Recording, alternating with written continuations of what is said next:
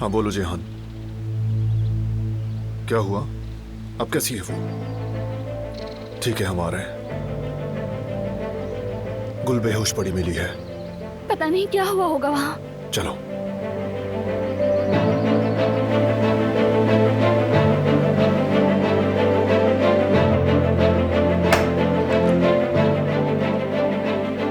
Doctor साहब, कैसी है गुल? सुकून का इंजेक्शन दिया है मैंने उन्हें, कुछ देर में सही हो जाएंगे। लेकिन उसे हुआ क्या है? कोई संजीदा बात है?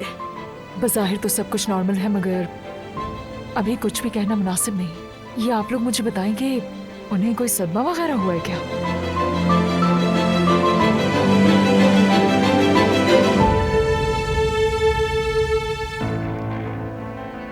क्योंकि गुल साहिबा बहुत ही ज्यादा जहनी दबाव का शिकार लग रही हैं।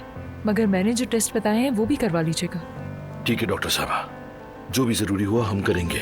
कोशिश करें कि उन्हें कोई स्ट्रेस ना हो। समझ गया। अब कोई स्ट्रेस नहीं होने चाहिए गुल को, ठीक है? बहुत शुक्रिया डॉक्टर साहिबा। कदर आपा, अब गुल के पास जाएं।